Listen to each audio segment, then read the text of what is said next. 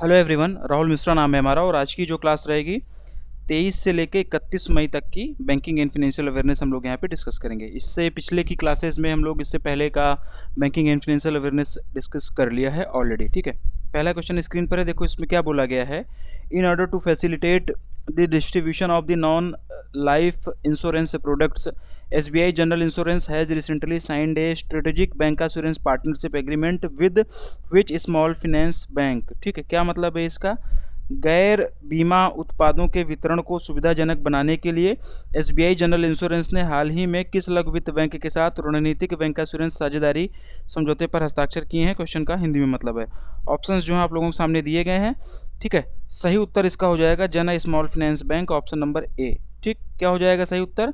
जन small finance bank, option number A. जन small finance bank और SBI जनरल इंश्योरेंस ने अभी हाल ही में एक बैंक एश्योरेंस पार्टनरशिप किया हुआ है, जिससे कि SBI जनरल इंश्योरेंस के प्रोडक्ट को जन स्मॉल फाइनेंस बैंक के ब्रांचेस के थ्रू सेल आउट किए जा सकें। In order to provide financial solution to farmers purchasing tractors and farm products, which bank has recently signed a MOU with VST Tillers Tractors Limited? Tractor और कृषि उत्पादों को खरीदने वाले किसानों को वित्तीय समाधान प्रदान करने के लिए हाल ही में किस बैंक ने VST टिलर्स ट्रैक्टर्स लिमिटेड के साथ में एक समझौता ज्ञापन पर हस्ताक्षर किया है? क्वेश्चन का हिंदी में मतलब। ऑप्शन सामने आप लोगों के हैं। Axis bank is the right answer. Axis bank ने अभी हाल ही में VST टिलर्स ट्रैक्टर लिमिटेड के साथ में एक MOU साइन किया हुआ है, जिससे कि वो सभी किसान जो कि ट्रैक्टर्स या फिर कोई भी फार्म प्रोडक्ट खरीदते हैं, ठीक है, कृषि उत्पाद खरीदते हैं या ट्रैक्टर खरीदते हैं, तो उनको फिनेंशियल सोल्यूशन प्रोवाइड किया जा सके, फिनेंशियल असिस्टेंस उनको दिया जा सके। यहाँ पर जिक्र हो रहा है किसका? VST टिलर्स का। तो VST टिलर्स की अगर हम लोग बात करेंगे तो ये बेसिकली एक फार्म इक्विपमेंट मैन्युफैक्चरर कंपनी है। In order to simplify international money transfers, which company has recently launched a new digital service named TC pay. ठीक है, क्या कह रहा है ये? अंतर्राष्ट्रीय धन हस्तांतरण को सरल बनाने के लिए किस कंपनी ने हाल ही में TC पे नाम से एक नई डिजिटल सुविधा शुरू की है? ये इसका हिंदी में मतलब है। ऑप्शन आप लोगों के सामने है। सही उत्तर होगा Thomas cook India limited.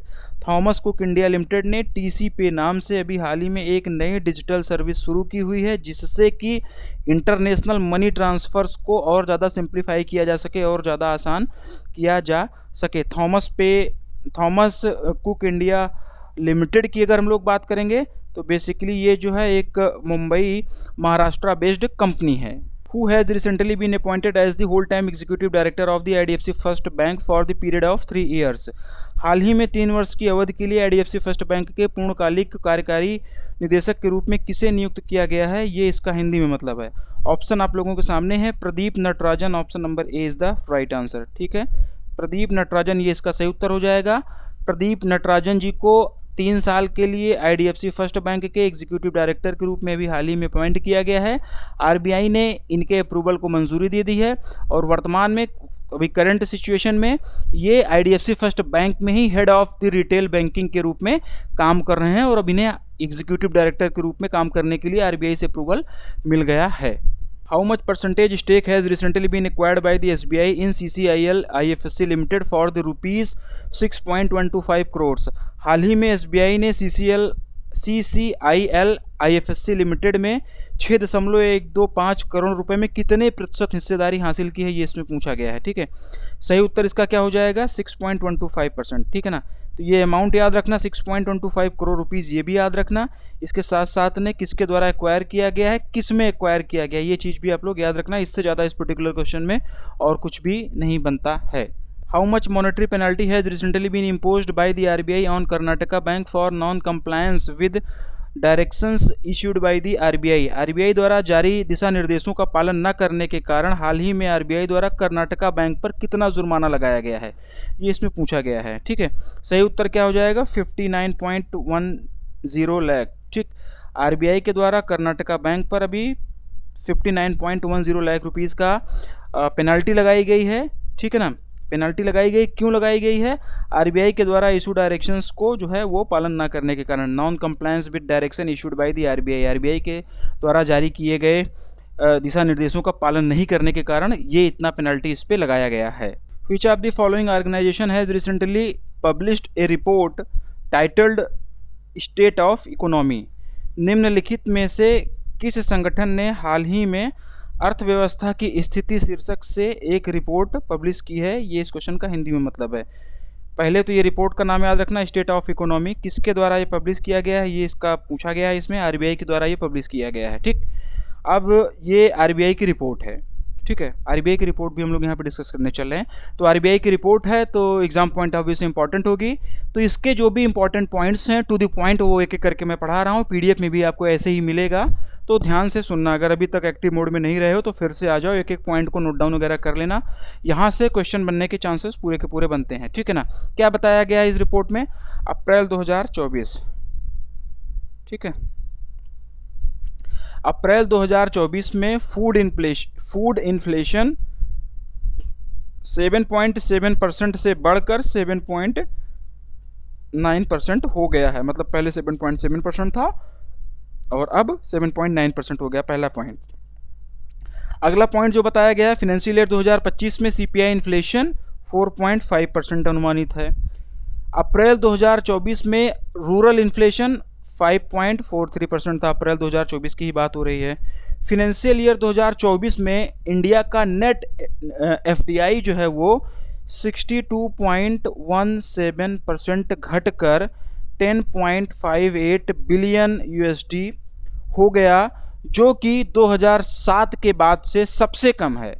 Financial year 2023 में ये 27.98 बिलियन यूएसडी था। ठीक है ना। ये सारे के सारे पॉइंट्स सुनते चलना, यहाँ से क्वेश्चंस बनेंगे।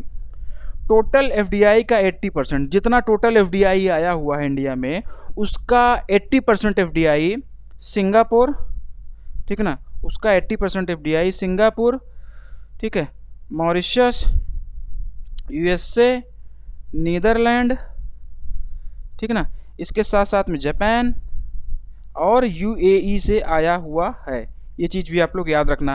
टोटल एफडीआई का 80% FDI Singapore, Mauritius, USA, Netherlands, Japan और यूएई से आया हुआ है। अगला पॉइंट इस रिपोर्ट में ये बताया गया है कि लिबरलाइज्ड रेमिटेंस स्कीम जो एलआरएस होती है, ठीक है ना। अब एलआरएस क्या होती है आपको पता होगा, पिछली कई क्लासेस में बताया गया है। इस उम्मीद के साथ में मैं आगे बढ़ रहा हूँ। लिबरलाइज्ड रेमिटेंस स्कीम के तहत आउटवर्ड रेमिटेंस में रिकॉर्ड बढ़ोतरी हुई है फाइनेंशियल ईयर 2024 में।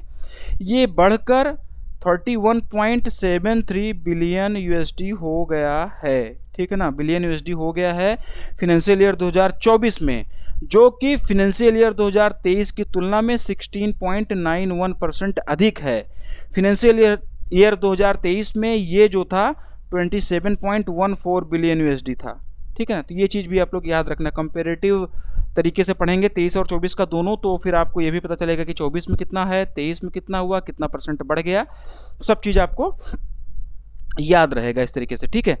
एनआरआई डिपॉजिट फ्लो में भी बढ़ोतरी हुई है फाइनेंशियल ईयर 2024 में, और ये जो है 63.5% से बढ़कर जो है 14.7 बिलियन यूएसडी हो गया है, जो कि पिछले 8 सालों के दौरान सबसे ज़्यादा है। ठीक, तो ये कुछ एक पॉइंट्स थे इस पर्टिकुलर रिपोर्ट से संबंधित, जो कि एग्जाम पॉइंट ऑफ व्यू से ज़रूरी थे। तो ये सारा चीज़ आप लोग ध्यान से सुन लिए होंगे अभी तक आप लोग, मैं ऐसी उम्मीद कर रहा हूँ। और नहीं अगर चीज़ें समझ में आई तो एक बार क्लास को पीछे करके फिर से देख लीजिए, तो आपको और अच्छे से समझ में आ जाएंगे। और याद रखना जरूरी है, क्योंकि क्वेश्चन यहाँ से बनने के पूरे चांसेस बनते हैं। How much dividend has recently been approved by the RBI for the Government of India for the fiscal year 2023-2024? हाल ही में आरबीआई ने वित्त वर्ष 2023-24 के लिए भारत सरकार को कितना लाभांश स्वीकृत किया है, ये इसमें पूछा गया है। ठीक है, क्या पूछा गया है कि आरबीआई ने हाल ही में वित्त वर्ष 2023-24 के लिए भारत सरकार को कितना डिविडेंड स्वीकृत किया हुआ है, ये इसका हिंदी में मतलब है। ऑप्शन आप लोगों के सामने दिए गए हैं। पहला इसका सही उत्तर हो जाएगा 2,10,874 करोड़ रुपए। ये आप लोग याद रखना, ठीक है ना, ये आप लोग याद रखना।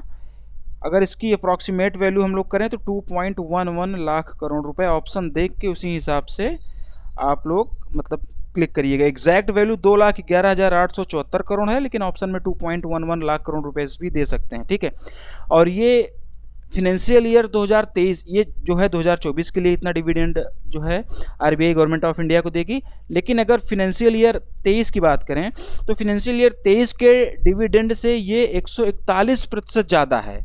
फिनेंशियल ईयर 2023 में 87,416 करोड़ रुपए एज ए डिविडेंड दिए थे आरबीआई ने गवर्नमेंट ऑफ इंडिया को। ठीक है, तो 23 से 24 की तुलना में ये 141% ज़्यादा, क्योंकि 23 में देखो ना 87,416 करोड़ ही था और इसमें ये 2,10,874 करोड़ रुपए हो गया है। ठीक है, इन्वेस्टमेंट में करेंटली जो है इन्वेस्टमेंट में करेंसी प्रिंटिंग फीस के ज़रिए डॉलर के ऊपर नीचे होने से जो सरप्लस अमाउंट आरबीआई जनरेट करती है उसका कुछ हिस्सा सालाना गवर्नमेंट ऑफ इंडिया को देती है आरबीआई। ठीक है, डिविडेंड की अगर हम लोग बात करें तो, ठीक है, डिविडेंड की अगर हम लोग बात करें तो ये चीज़ मैं थोड़ा सा और क्लियरिटी आप लोगों को दे रहा हूँ कि इन्वेस्टमेंट से, पहली चीज़ जान लो कि इन्वेस्टमेंट से जो पैसा आरबीआई के पास में आ रहा है। दूसरा, करेंसी प्रिंटिंग फीस के जरिए, करेंसी वगैरह जो प्रिंट की जाती है उसकी फ़ीस के जरिए जो पैसा आ रहा है। डॉलर अगर ऊपर नीचे हो रहा है, ठीक है, तो उससे जो पैसा आ रहा है, तो जो सरप्लस अमाउंट होता है, जो आरबीआई इन सब एक्टिविटीज़ से सरप्लस अमाउंट जनरेट करती है, उसका कुछ हिस्सा गवर्नमेंट ऑफ इंडिया को हर साल एज ए डिविडेंड के रूप में ये देती है। ठीक है, बिमल जालान की अध्यक्षता में एक एक्सपर्ट कमेटी बनाई गई थी जिसने अपने सुझाव में ये कहा था कि सरप्लस अमाउंट को गवर्नमेंट ऑफ इंडिया को दे देना चाहिए।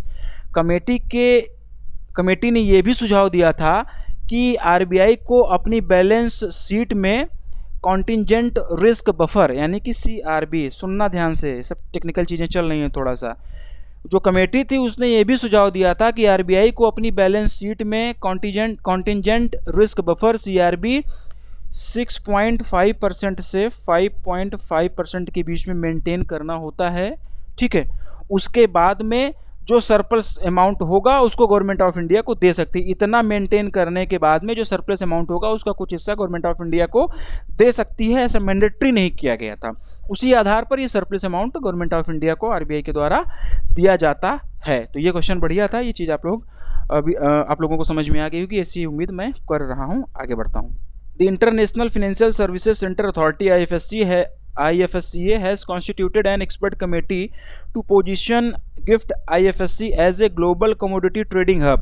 Who is the head of this expert committee? ठीक है, अंतर्राष्ट्रीय वित्तीय सेवा केंद्र प्राधिकरण ने गिफ्ट IFSC को ग्लोबल कमोडिटी ट्रेडिंग हब के रूप में स्थापित करने के लिए एक विशेषज्ञ समिति का गठन किया।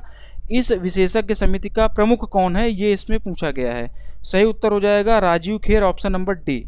ठीक है, सही उत्तर इसका हो जाएगा Rajiv Kher, option number D. और ये जो राजीव खेर हैं ये फॉर्मर सेक्रेटरी हैं ministry of commerce and industry के। ठीक, और ये जो कमेटी है टोटल इसमें 21 मेंबर हैं, 21 लोगों की ये कमेटी है। ऑप्शन में जितने और भी नाम दिए गए हैं ये सभी इस कमेटी के हिस्सा हैं। ठीक है, 21 लोगों के नाम जानना जरूरी नहीं है, लेकिन मतलब थोड़ा सा ये जो इसमें जानना जरूरी है कि कमेटी हेड कौन कर रहा है। तो राजीव खेर इस कमेटी को हेड कर रहे हैं। कमेटी काम क्या करेगी ये क्वेश्चन में ही बताया गया है कि ग्लोबल कमोडिटी ट्रेडिंग हब के रूप में IFSC को जो है मतलब उसको as a global commodity head के रूप में स्थापित करने के लिए ये कमेटी जो है बेसिकली बनाई गई है। ठीक है, ग्लोबल कमोडिटी ट्रेडिंग हब बनाने के लिए ये कमेटी अपने सुझाव वगैरह देगी। ठीक है, आगे बढ़ते हैं। As per RBI data presented in parliament, unclaimed deposits in public and private sector banks reached as of March. मतलब कि संसद में प्रस्तुत आरबीआई के आंकड़ों के अनुसार सार्वजनिक और निजी क्षेत्रों के बैंकों में दावा ना किए गए जमा यानी कि अनक्लेम्ड डिपॉजिट मार्च 2023 तक कितने पहुंच गए, कितने अनक्लेम्ड डिपॉजिट हैं मार्च 2023 तक संसद में प्रेजेंट किए गए डाटा के हिसाब से। तो इसका सही उत्तर जो हो जाएगा 42,270 करोड़ रुपए, ऑप्शन नंबर बी। क्या हो जाएगा, ऑप्शन नंबर बी 42,270 करोड़ रुपए। ये क्वेश्चन इंपॉर्टेंट है, ध्यान से सुनना, एग्जाम पॉइंट ऑफ व्यू से जरूरी है। ठीक है, दिसंबर 2022 में अनक्लेम्ड डिपॉजिट जो था वो 39,900 करोड़ रुपीस था। ठीक है, थोड़ा डीप में चलते हैं, थोड़ा अच्छे से इस क्वेश्चन को पढ़ते हैं हम लोग। ठीक है ना, डाटा वगैरह पढ़ते हैं। दिसंबर 2023 तक पब्लिक सेक्टर बैंक के पास में टोटल 33,303 करोड़ रुपए का अनक्लेम्ड डिपॉजिट था, जो कि टोटल अनक्लेम्ड डिपॉजिट का 83% है। तो क्वेश्चन ये भी पूछा जा सकता है कि टोटल अनक्लेम्ड डिपॉजिट का कितना प्रतिशत पब्लिक सेक्टर बैंक के पास में था, तो उस कंडीशन में आंसर जो हो जाएगा 83% हो जाएगा। ठीक है ना, क्वेश्चन अच्छा है, थोड़ा सा डीप में चल रहे हैं, एक एक करके सारी चीज़ें हम लोग यहाँ पे पढ़ेंगे। आँख कान नाक गला मुंह सब कुछ खोल लीजिएगा, सारी चीज़ों को ध्यान से सुनिएगा, क्वेश्चन यहाँ से बनने के चांसेस सबसे ज़्यादा हैं। ठीक है, एसबीआई के पास अगर हम लोग बात करें तो 2.16 करोड़ अकाउंट होल्डर्स के साथ, मतलब ये इतने नंबर ऑफ अकाउंट होल्डर हैं एसबीआई के पास में, 2.16 करोड़ अकाउंट होल्डर के साथ 8,069 करोड़ रुपीज़ का अनक्लेम्ड डिपॉजिट पड़ा हुआ है। ये बात हो रही है एसबीआई की। इसके बाद में सेकंड नंबर पर आता है पीएनबी। पीएनबी के पास में 5,298 करोड़ रुपए का अनक्लेम्ड डिपॉजिट पड़ा हुआ है। तो ये दोनों बैंकें हो गई पब्लिक सेक्टर बैंक की। प्राइवेट सेक्टर बैंक में अगर हम लोग चलते हैं, उनकी बात करें तो आईसीआईसीआई बैंक के पास में 31.8 लाख अकाउंट होल्डर, ठीक है ना, ये नंबर अकाउंट होल्डर्स की बात हो रही है। ठीक है ना, आईसीआईसीआई बैंक के पास में 31.8 लाख अकाउंट होल्डर्स के साथ 1,074 करोड़ रुपए का अनक्लेम्ड डिपॉजिट पड़ा हुआ है। इसके बाद में जो नंबर आता है एचडीएफसी का आता है। एचडीएफसी के पास में 447 करोड़ रुपए का अनक्लेम्ड डिपॉजिट पड़ा हुआ है। ठीक है, फॉरेन बैंक्स की अगर हम लोग बात करें तो दिसंबर 2022 तक 94 करोड़ रुपए का अनक्लेम्ड डिपॉजिट था फॉरेन बैंक की कैटेगरी में। ठीक है ना, फॉरेन बैंक की अगर हम लोग बात करें तो डीएसबी बैंक के पास में सबसे ज़्यादा ये था। ठीक है ना, दिसंबर तक 94 करोड़ रुपए अनक्लेम्ड डिपॉजिट था, जो कि फॉरेन बैंक की कैटेगरी में सबसे ज़्यादा था। अब अगर बात करें थोड़ा सा कि ये अनक्लेम्ड डिपॉजिट की, ठीक है, तो अनक्लेम्ड डिपॉजिट तो वैसे पता होगा आप लोगों को, लेकिन थोड़ा सा मैं बताता हूँ कि अनक्लेम्ड डिपॉजिट बेसिकली क्या होते हैं। अनक्लेम्ड देखिए क्या होता है कि कोई भी अकाउंट जो 10 साल से इनएक्टिव है, या फिर कोई भी डिपॉजिट जो 10 साल से क्लेम नहीं किया जा रहा है, तो वो सब अनक्लेम्ड डिपॉजिट की कैटेगरी में आ जाते हैं। और ये जो अनक्लेम्ड डिपॉजिट के फंड होते हैं, ये depositors education and allowance fund में ट्रांसफ़र कर दिए जाते हैं, DEA डिपॉजिटर्स। ठीक है ना, ये किस में किए जाते हैं, depositors education and awareness, allowance नहीं अवेयरनेस। ठीक है, वो थोड़ा सा करेक्ट करिएगा आप लोग। ये जो भी अनक्लेम्ड डिपॉजिट होते हैं, जिसका कोई राजी गाहकी नहीं होता, जिसका कोई लेने वाला आता पता नहीं होता है, तो वो जो भी अनक्लेम्ड डिपॉजिट, मतलब कि उसका कोई क्लेम कर ही नहीं रहा है, उसको लेने वाला कोई है नहीं है, तो ये जो अनक्लेम्ड डिपॉजिट है, ये डिपॉजिटर्स एजुकेशन एंड अवेयरनेस, जिसको कि हम लोग DEA फंड बोलते हैं, उस फंड में ट्रांसफ़र कर दिया जाता है। और ये जो DEA फंड होता है, ये RBI के द्वारा मेंटेन किया जाता है। ठीक है, RBI के द्वारा ये मेंटेन किया जाता है। और जो बैंकें होती हैं, वो इन ऑपरेटिव अकाउंट में मिनिमम बैलेंस मेंटेन ना करने के कारण कोई पेनल्टी नहीं लगा सकती हैं। यहाँ से भी क्वेश्चन बन सकता है, तो ये चीज़ समझिएगा कि अगर कोई अकाउंट इन ऑपरेटिव अकाउंट है और उसका मिनिमम बैलेंस मेंटेन नहीं है, तो उसके कारण उस पर कोई पेनल्टी नहीं लगा सकती हैं। और जो DEA फंड में डिपॉजिटर्स का जो भी फंड जमा हो जाता है, उसे बाद में डिपॉजिटर द्वारा क्लेम भी किया जा सकता है विद अप्लीकेबल इंटरेस्ट रेट। ठीक है, अनक्लेम डिपॉजिट है, उसका पैसा वैसा का कुछ पता नहीं है, फिर वो क्या होगा, उसको लेने वाला कोई है नहीं, तो फिर उसको क्या करेंगे कि depositor education and awareness DEA fund में उसको ट्रांसफ़र कर दिया जाता है। अब उसके बाद में मान लो कि जिसका फंड था वो आ गया, वापस आ गया, उसको कहीं से याद आ गई, तो वो पैसा जो DEA फंड में ट्रांसफ़र किया जाता है, उसको बाद में डिपॉजिटर के द्वारा क्लेम भी किया जा सकता है, और उस पर जो भी इंटरेस्ट रेट अप्लीकेबल होगा वो भी मिलेगा। ठीक है, ये चीज़ मतलब याद करते हुए चलिएगा आप लोग। और अनक्लेम्ड डिपॉजिट को सर्च करने के लिए RBI ने उद्गम का नाम भी आप लोग याद रखो। अनक्लेम्ड डिपॉजिट को सर्च करने के लिए RBI ने उद्गम नाम से एक ऑनलाइन पोर्टल भी लॉन्च किया हुआ है। उद्गम को फुल फॉर्म की अगर हम लोग बात करें तो unclaimed deposits gateway to access information. ठीक है, मार्च 2024 तक का अगर आंकड़ा हम लोग ले लें तो मार्च 2024 तक टोटल 30 बैंकों ने, ठीक है ना, नंबर ऑफ बैंक्स कितनी है, 30 बैंक्स। ठीक है, मार्च 2024 तक 30 बैंकों ने उद्गम पोर्टल में पार्टिसिपेट कर लिया है, ठीक है। और ये जो अनक्लेम्ड डिपॉजिट बढ़ा हुआ है ये 28% बढ़ा हुआ है। ये कुछ एक फैक्ट्स थे। क्वेश्चन अच्छा था एग्जाम पॉइंट ऑफ व्यू से, सारी चीज़ें यहाँ पे आप लोगों को बताई गई हैं। कुछ एक चीज़ें अगर नहीं समझ में आई वीडियो पीछे करके देखिएगा, अदरवाइज इसकी PDF मिलेगी। थोड़े बहुत अगर कुछ डाउट रहते हैं उसको पढ़ेंगे, थोड़ी बहुत क्लियरिटी और आ जाएगी। मतलब फिर तो PDF में सारी चीज़ें क्लियर हो ही जानी है मैक्सिमम। एक बार आप वीडियो क्लास देख रहे हैं फिर वीडियो पढ़ेंगे, PDF को पढ़ेंगे तो रिवीजन आपका अच्छे से हो जाएगा और चीज़ें क्लियर हो जाएंगी, ठीक है। आगे बढ़ते हैं। In order to modernise its core banking technology which bank has recently signed a deal with TCS Tata consultancy services. अपनी कोर बैंकिंग तकनीकी को आधुनिक बनाने के लिए किस बैंक ने हाल ही में टाटा कंसल्टेंसी सर्विसेज के साथ में एक समझौता किया हुआ है, ये इसमें पूछा गया है। ऑप्शन नंबर है बर्गन बैंक, ये इसका सही उत्तर हो जाएगा। बर्गन बैंक की अगर हम लोग बात करें तो ये कुवैत की बैंक है। कुवैत एक देश है, पता ही होगा, तो उसकी ये बैंक है बर्गन बैंक। और इसी ने भी हाल ही में TCS के साथ में एक MOU साइन किया हुआ है जिससे कि जो बर्गन बैंक की कोर बैंकिंग टेक्नोलॉजी है उसको और ज़्यादा मॉडर्नाइज किया जा सके और ज़्यादा आधुनिक बनाया जा सके। Who has recently been appointed as non-executive part-time chairman of the ICICI bank. हाल ही में ICICI बैंक के गैर कार्यकारी अंशकालिक अध्यक्ष के रूप में किसे नियुक्त किया गया है, ये इस क्वेश्चन का हिंदी में मतलब है। ऑप्शन दिया गया है Pradeep Kumar Sinha. Option number D is the right answer. One liner ही करेंगे, बहुत ज़्यादा डीप में नहीं जाएंगे। और प्रदीप कुमार सिन्हा जी ने गिरीश चंद्र चतुर्वेदी जी को सक्सीड किया हुआ है। इनका कार्यकाल जो है वो 1 जुलाई 2024 से अगले 3 सालों के लिए इनका कार्यकाल रहेगा। How much penalty has recently been imposed by the RBI on Hero FinCorp for fair practices code violation. हाल ही में RBI द्वारा हीरो फिनकॉर्प पर फेयर प्रैक्टिस कोड के उल्लंघन के लिए कितना जुर्माना लगाया गया है, ये इसमें पूछा गया है। सही उत्तर इसका हो जाएगा 3.1 लाख। ऑप्शन नंबर सी। क्यों लगाया गया है ये क्वेश्चन में ही बता दिया गया है। Next, how much penalty has recently been imposed by the prudential authority of South African reserve bank on SBI South Africa branch for violating anti money laundering laws in South Africa. दक्षिण अफ्रीकी reserve bank के prudential authority ने हाल ही में दक्षिण Africa में anti money laundering कानूनों का उल्लंघन करने के लिए स्टेट बैंक ऑफ इंडिया की दक्षिण अफ्रीका शाखा पर कितना जुर्माना लगाया गया है, ये इसमें पूछा गया है। ऑप्शन दिए गए हैं, सही उत्तर इसका हो जाएगा 10 मिलियन रैंड, ठीक है ना। 10 मिलियन रैंड ये वहाँ की करेंसी है।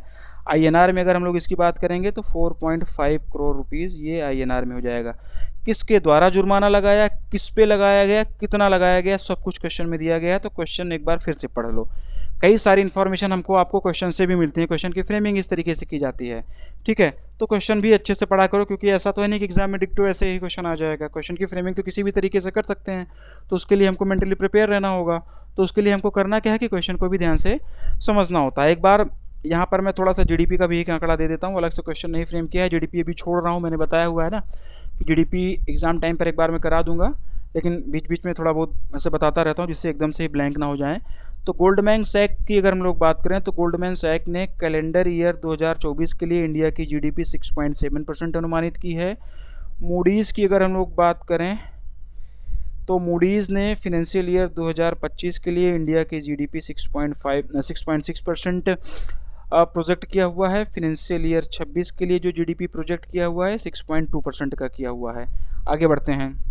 In order to simplify the process of filing health insurance claims, which ministry is set to launch a unified portal named National Health Claim Exchange NHCX। Question बढ़िया है, ठीक है। स्वास्थ्य बीमा को दाखिल करने की प्रक्रिया को सरल बनाने के लिए कौन सा मंत्रालय राष्ट्रीय स्वास्थ्य दावा एक्सचेंज नामक एक एकीकृत पोर्टल लॉन्च करने के लिए तैयार है, यानी कि लॉन्च करने जा रहा है। सही उत्तर हो जाएगा इसका ऑप्शन नंबर है ministry of health and family welfare, ठीक है। Ministry of health and family welfare जो है वो अभी मतलब ministry of health and family welfare national health and claim exchange NHCX नाम से एक यूनिफाइड पोर्टल लॉन्च करने के लिए तैयार है, जो कि स्वास्थ्य बीमा का जो भी क्लेम्स होता है उसको जो फाइल करने का प्रक्रिया होती है उसको और आसान कर देगा, उसको आसान बना देगा, ठीक है। अगले 2-3 महीनों के दौरान ये पोर्टल जो है वो लॉन्च कर दिया जाएगा। ये डेडलाइन भी आप लोग याद रखना, ठीक है ना। 2 से 3 महीनों के दौरान इसको लॉन्च करने का प्लान है इसका, ठीक।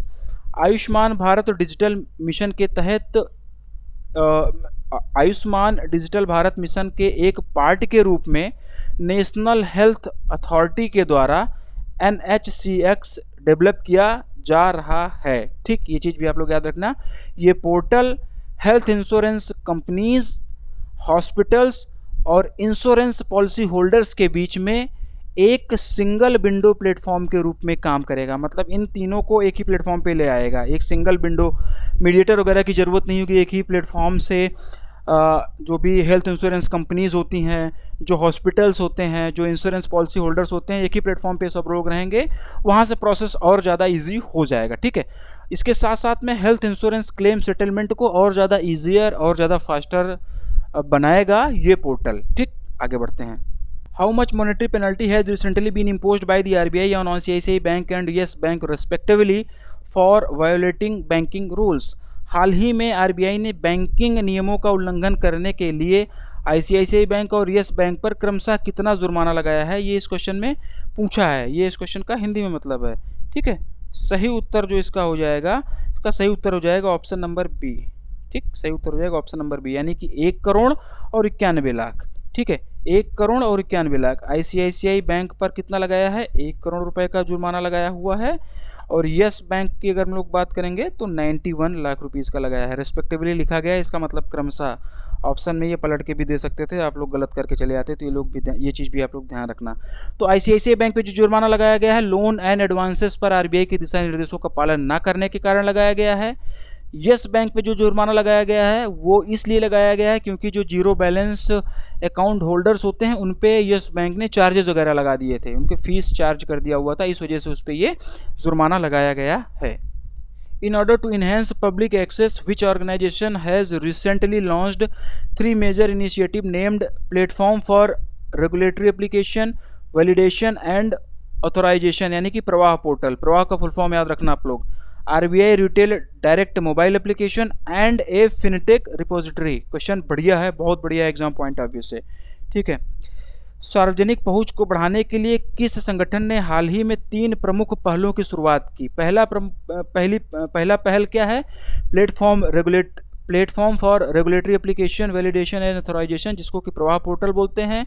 दूसरा है RBI retail direct mobile application. तीसरा है एक फिनटेक रिपोजिटरी। तो ये किसके द्वारा मतलब किया गया है, ये इसमें पूछा गया है। सही उत्तर इसका होगा reserve bank of India, option number A, ठीक। RBI ऑप्शन नंबर ये इसका सही उत्तर हो जाएगा। क्वेश्चन अच्छा एग्जाम पॉइंट ऑफ व्यू से, थोड़ा सा एक्सटेंड करेंगे, थोड़ा सा इसके बारे में जानेंगे, ठीक है। ये तीनों ही RBI के द्वारा लॉन्च किए गए हैं, ठीक है ना।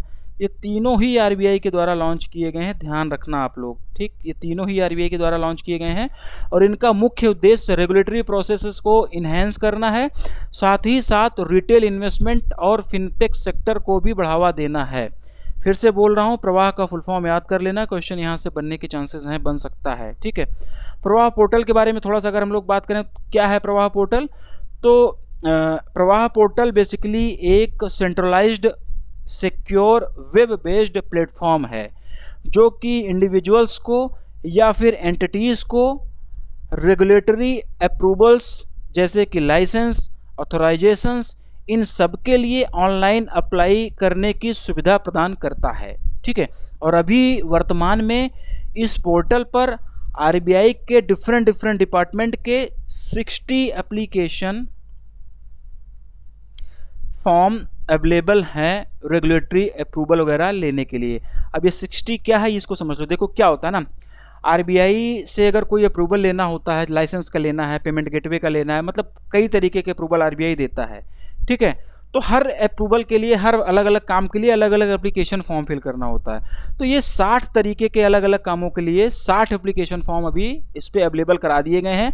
आने वाले टाइम पर और भी जो काम RBI करता है उसके भी एप्लीकेशन फॉर्म वगैरह यहाँ पर अवेलेबल करा दिए जाएंगे। ये चीज़ आप लोग समझना। 60 एप्लीकेशन फॉर्म का मतलब ये नहीं कि 60 एप्लीकेंट्स ने फॉर्म अप्लाई कर रखा है, नहीं, वो नहीं है।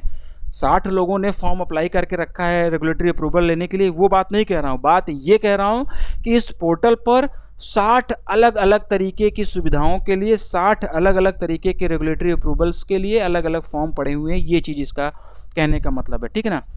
मतलब कि 60 प्रकार के फॉर्म अवेलेबल हैं, अलग अलग कामों के लिए अलग अलग अप्रूवल लेना पड़ता है, बताया ना, तो उसके लिए सबके लिए अलग अलग फॉर्म वगैरह करना होता है। तो ये 60 सुविधाओं के लिए अलग अलग फॉर्म अवेलेबल हैं इस पोर्टल पर अभी, ठीक। तो जो भी एप्लीकेशन होगी वो ऑनलाइन सबमिट की जा सकेगी प्रवाह पोर्टल के माध्यम से, ट्रैक की जा सकेगी प्रवाह पोर्टल के माध्यम से, उसका स्टेटस वगैरह भी देखा जा सकेगा प्रवाह पोर्टल के माध्यम से। अब बात कर लेते हैं RBI retail direct mobile application की, ठीक है। RBI retail direct mobile application की अगर हम लोग बात करें तो ये ऐप एंड्रॉयड और आईओएस दोनों यूजर्स के लिए अवेलेबल है। ये रिटेल इन्वेस्टर्स की हेल्प करेगा गवर्नमेंट सिक्योरिटीज़ को डायरेक्टली अपने मोबाइल फ़ोन से, मोबाइल ऐप के माध्यम से बाई और सेल करने में। प्राइमरी और सेकेंडरी मार्केट में ट्रांजैक्शंस को आसान बनाएगा ये RBI retail direct mobile application. Fintech repository की अगर हम लोग बात करें तो ये रेगुलेटेड और अनरेगुलेटेड फर्मों के साथ साथ फिनटेक फर्म पर भी कॉम्प्रिहेंसिव डाटा प्रोवाइड करेगी। इसके साथ साथ आरबीआई ने केवल आरबीआई रेगुलेटेड एंटिटीज़ जैसे कि बैंक्स हो गया, एनबीएफसीज हो गया, इनके लिए एक एमटेक रिपोजिटरी लॉन्च किया हुआ है। ये मैं लिख दे रहा हूँ, ठीक है, ये मैं लिख दे रहा हूँ। एमटेक रिपोजिटरी लॉन्च किया गया है आरबीआई के द्वारा, केवल और केवल आरबीआई के द्वारा रेगुलेटेड एंटिटीज़ जो हैं जैसे कि बैंक, एनबीएफसीज के लिए, ठीक है ना, इनके लिए एमटेक रिपोजिटरीज लॉन्च किया गया है, जिससे कि इनके द्वारा एआई यानी कि artificial intelligence, machine language, machine learning, cloud computing technologies, इन सब को, जो ये सब मॉडर्न टेक्निक्स हैं, इसको अडॉप्ट करना आसान हो जाए, ठीक है। और ये दोनों रिपोजिटरीज़ हैं ये रिजर्व बैंक इनोवेशन हब के द्वारा मैनेज की जाएंगी, RBIH। ये भी पूछा जा सकता है कि ये जो फिनटेक रिपोजिटरी है और ये जो एमटेक रिपोजिटरी है ये किसके द्वारा मैनेज की जाती हैं, तो ये जो है रिजर्व बैंक इनोवेशन हब के द्वारा मैनेज की जाएंगी। आगे बढ़ते हैं। In order to launch a co-branded elite RuPay credit card, which bank has recently collaborated with Poonawala's FinCorp? Co-branded elite RuPay credit card launch करने के लिए हाल ही में किस बैंक ने पूनावाला FinCorp के साथ में सहयोग किया हुआ है, कोलेबोरेशन किया हुआ है, इसमें पूछा गया है। Option number C, IndusInd bank is the right answer. One liner करेंगे, बहुत डीप में जाने की जरूरत नहीं है। Name the bank which has recently decided to stop SMS notification for UPI transaction below the ₹100 from the 25 of June 2024। उस bank का नाम बताइए जिसने हाल ही में 25 जून 2024 से ₹100 से कम के UPI लेन देन के लिए SMS अधिसूचना बंद करने का फैसला किया है। मतलब कि ₹100 से कम का अगर कोई UPI ट्रांजैक्शन होगा तो उसके लिए SMS नहीं आएगा। ऐसा करने का फैसला कौन सी बैंक के द्वारा लिया गया है, ये इसमें पूछा गया है। HDFC bank, option number B is the right answer. केवल SMS अलर्ट बंद किया जा रहा है, ध्यान रखना। ₹100 से कम का UPI ट्रांजैक्शन करते हो तो जो SMS आता है वो नहीं आएगा, बाकी सभी ट्रांजैक्शंस के लिए ईमेल अलर्ट जारी रहेगा। ईमेल से जो अलर्ट आता है वो आएगा, ठीक है, लेकिन जो SMS अलर्ट होता है वो नहीं आएगा, वही बंद किया जा रहा है। और इसको बंद करने के साथ में HDFC बैंक ने ये भी बताया था कि बल्क SMS करने का खर्चा 40 करोड़ रुपए पर डे आ रहा है, ठीक है ना। पर डे जो भी ट्रांजैक्शंस होते हैं उसका SMS वगैरह जो ग्राहकों को जाता है उसके लिए बैंकों को पैसे देने पड़ते हैं SMS सर्विस बाय करने के लिए। तो HDFC बैंक ने बताया कि पर डे का जो खर्चा आ रहा है SMS करने का वो 40 करोड़ रुपए पर डे आ रहा है, इसीलिए जो ₹100 से कम के UPI ट्रांजैक्शंस होंगे उसका SMS नोटिफिकेशन बंद कर दिया जाएगा, ठीक है, ऐसा HDFC बैंक ने कहा है और ये 25 जून 2024 से प्रभावी हो जाएगा। आगे बढ़ते हैं। In order to offer financial support for food and agro-based industries, which scheme was recently launched by the Bank of Maharashtra? खाद्य और कृषि आधारित उद्योगों को वित्तीय सहायता प्रदान करने के लिए हाल ही में बैंक ऑफ महाराष्ट्र द्वारा कौन सी योजना शुरू की गई है, ये इस क्वेश्चन का हिंदी में मतलब है। ऑप्शन आप लोगों के सामने है, इसका सही उत्तर हो जाएगा महाकृषि समृद्धि योजना, ठीक है, महाकृषि समृद्धि योजना। बस इतना आप लोग जान लो, इससे ज़्यादा और कुछ जानने की ज़रूरत नहीं है। क्यों शुरू की गई योजना, ये क्वेश्चन में ही बता दिया गया है। एक GDP का क्वेश्चन ले लेते हैं। SBI इको रेप के अनुसार फाइनेंशियल ईयर 2025 के दौरान इंडिया की जो GDP है वो 8% रहने का अनुमान है। अगला और लास्ट क्वेश्चन देखेंगे आज की इस क्लास का। How much fine has recently been imposed by the RBI on HSBC India for violation of reporting requirement under the Liberalized Remittance Scheme of Foreign Exchange Management Act FEMA 1999? हाल ही में RBI द्वारा विदेशी मुद्रा प्रबंधन अधिनियम 1999 की उदारीकृत प्रेषण योजना के तहत रिपोर्टिंग आवश्यकताओं के उल्लंघन के लिए एचएसबीसी इंडिया पर कितना जुर्माना लगाया है, ये इसमें पूछा गया है। सही उत्तर हो जाएगा 36.38 lakh rupees, option number B. ठीक है, एचएसबीसी इंडिया पर ये जुर्माना लगाया गया है। क्यों लगाया गया है ये क्वेश्चन में ही बता दिया गया है, तो ये चीज़ आप लोग याद रखना। ठीक, आज की क्लास हम लोग यहीं पर ख़त्म करेंगे। हम लोगों ने जो है मई कंप्लीट कर लिया है। अब इसके बाद में अगली क्लास जो होगी वो जून की क्लास होगी। जून की क्लासेस बहुत जल्दी स्टार्ट हो जाएंगी, 1-2 दिन के अंदर। पैरेलली ये क्लास ख़त्म होने के बाद में 1 या 2 दिन के अंदर आपको इसकी पीडीएफ भी अवेलेबल करा दी जाएगी। ठीक है, अगली क्लास में हमारी आपकी फिर से मुलाकात होगी। तब तक आप लोग पढ़ाई जोरदार तरीके से करते रहिए।